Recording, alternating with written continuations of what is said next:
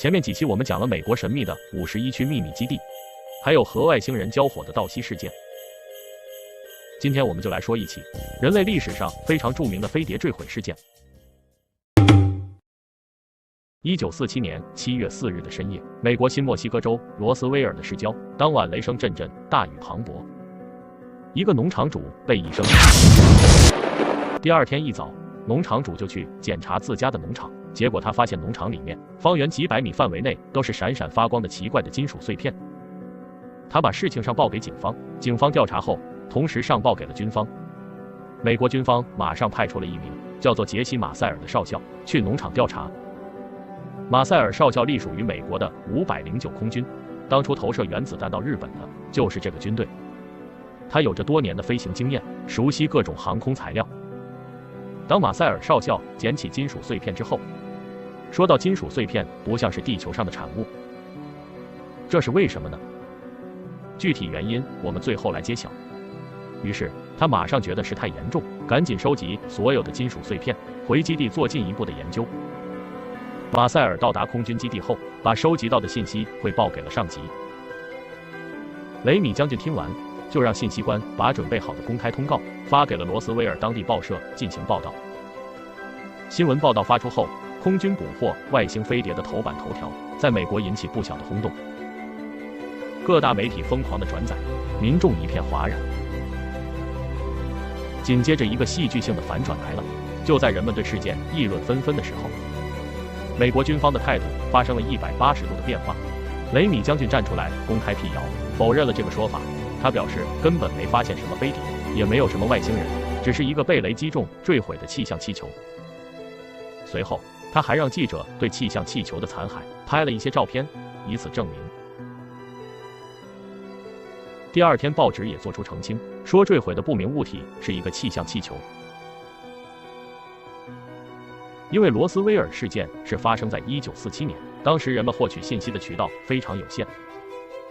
于是闹得沸沸扬扬的罗斯威尔事件，随着时间的推移，最后慢慢平息了下来。直到1978年，当年去调查碎片的马塞尔少校已经退役，他接受媒体采访时爆料，当年发现的就是飞碟，根本不是一个气象气球。当年是奉命掩盖事情的真相，被命令拍下一些气象气球的照片来伪造事实的，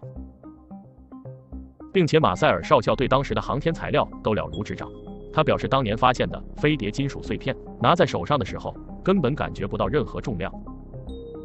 并且奇怪的是，这些碎片却极为坚固，很难将其破坏，完全没有任何的伤痕，甚至拿火去烧，温度也没有升高。所以他非常的确定这个东西并不是来自于地球。迫于舆论压力，空军不得不重新调查罗斯威尔事件，随后发布了一个调查报告，说坠毁的东西是来自当年军方的一个绝密计划。当时美国苏联处在冷战期间，美国利用高空探测气球到苏联境内去监测苏联的核试验。美国政府对于 UFO 每次的回答就是不变的气象气球，很多人都已经不相信他们的说辞，试图找到蛛丝马迹。结果有一个重要的证据被爆了出来，就在当年雷米将军让记者拍的几张照片中，其中有一张照片是雷米将军手上拿了一个纸条，纸条的文字很模糊，肉眼几乎看不清写的什么，上面的信息被人用现代的技术破译了。下面我们来看一下具体的内容。空军总部已确认是飞碟，要求飞碟残骸和驾驶员转移到德克萨斯州的福特沃斯空军基地。另外，晚些时候要用气象气球掩盖事实的真相。如果雷米将军手上的军方文件破译的内容是真的，这个证据基本可以实锤了。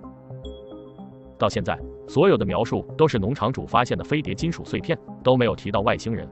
原来，在这个农场附近，美国军方已经发现了一个碟状金属物，直径大概9米，飞碟已经破损，周围有一些外星生物，大概是灰色的，身高在1米至1米3之间，只有30多斤，没有毛发，嘴巴小，头很大，眼睛很大，穿着灰色的紧身制服。现场总共有3个外星人，有一个还活着，这个外星人代号EBE-1。那么外星人是如何被发现的呢？下一期我们继续来讲发现外星人的具体过程。好了，本期视频到此结束。感谢大家观看，欢迎在评论区说说你的看法。如果觉得我们的视频不错，记得关注我们，长按点赞也能让我们做出更好的视频。在这里真诚的感谢每一位支持我们的朋友，我们下期视频再见。